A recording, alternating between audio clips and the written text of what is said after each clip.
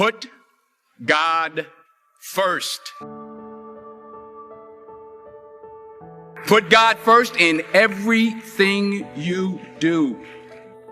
Everything that you think you see in me, everything that I've accomplished, everything that you think I have, and I have a few things, everything that I have is by the grace of God. Understand that. It's a gift. 40 years ago, March 27th, 1975, it was 40 years ago, just this past March, I was flunking out of college. I had a 1.7 grade point average. I hope none of you can relate. I had a 1.7 grade point average. I was sitting in my mother's beauty shop. They still call it beauty shops now? What they call it now? Yeah, I'll sit in the beauty parlor. I was sitting in my mother's beauty parlor, and I'm looking in the mirror, and I see behind me this woman under the dryer. And every time she looked up, every time I looked up, she was looking at me, just looking me in the eye. And I didn't know who she was, and I said, she said, somebody give me a pen, give me a pencil. I have a prophecy. March 27, 1975. She said, boy, you are going to travel the world and speak to millions of people. Now, mind you, I was flunked out of college. I'm thinking about joining the army. I didn't know what I was going to do, and she's telling me I'm going to travel the world and speak to millions of people. Well, I have traveled the world, and I have spoke to millions of people. But that's not the most important thing, the success that I had. The most important thing is that what she taught me and what she told me that day has stayed with me since. I've been protected. I've been directed. I've been corrected. I've kept God in my life, and it's kept me humble.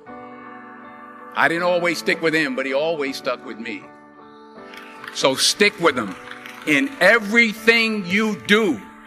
If you think you want to do what you think I've done, then do what I've done and stick with God. Number 2, fail big. That's right. Fail big. Today's the beginning of the rest of your life, and it can be very frightening. It's a new world out there. It's a mean world out there, and you only live once.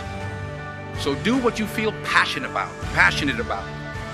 Take chances professionally. Don't be afraid to fail. There's an old IQ test, was 9 dots, and you had to draw 5 lines with a pencil within these 9 dots without lifting the pencil. The only way to do it was to go outside the box. So don't be afraid to go outside the box. Don't be afraid to think outside the box. Don't be afraid to fail big, to dream big. But remember, dreams without goals are just dreams, and they ultimately fuel disappointment. So have dreams, but have goals. Life goals, yearly goals, monthly goals, daily goals. I try to give myself a goal every day. Sometimes it's just to not curse somebody out. Simple goals, but have goals. And understand that to achieve these goals, you must apply discipline and consistency. In order to achieve your goals, you must apply discipline, which you've already done, and consistency every day, not just on Tuesday and miss a few days. You have to work at it every day. You have to plan every day. You've heard the saying, we don't plan to fail, we fail to plan. Hard work works. Working really hard is what successful people do. And in this text, tweet, twerk world that you've grown up in, remember, just because you're doing a lot more doesn't mean you're getting a lot more done. Remember that. Just because you're doing a lot more doesn't mean you're getting a lot more done. Don't confuse movement with progress. My mother told me, she said, yeah, because you can run in place all the time and never get anywhere. So continue to strive, continue to have goals, continue to progress. Number 3, you'll never see a U-Haul behind a hearse. I'll say it again. You'll never see a U-Haul behind a hearse. I don't care how much money you make, you can't take it with you. And it's not how much you have. It's what you do with what you have.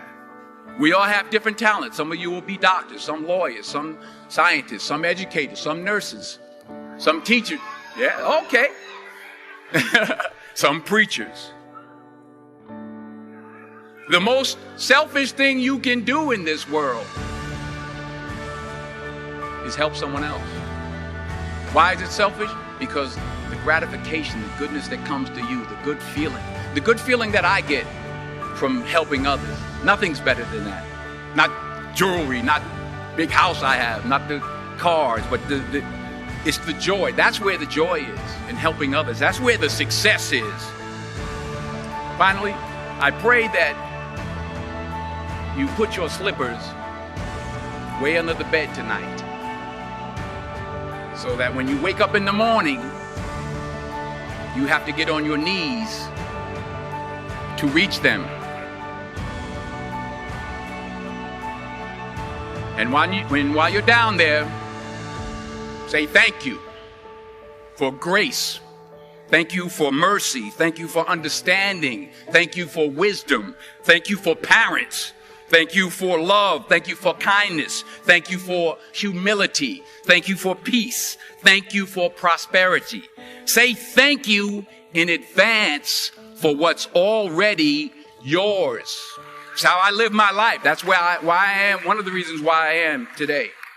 Say thank you in advance for what is already yours. True desire in the heart for anything good is God's proof to you, sent beforehand to indicate that it's yours already. I'll say it again. True desire in the heart, that itch that you have, whatever it is you want to do, that thing that you want to do to help others and to grow and to make money, that desire, that itch, that's God's proof to you, sent beforehand already to indicate that it's yours. And anything you want good, you can have. So claim it. Work hard to get it. When you get it, reach back. Pull someone else up. Each one, teach one. Don't just aspire to make a living. Aspire to make a difference.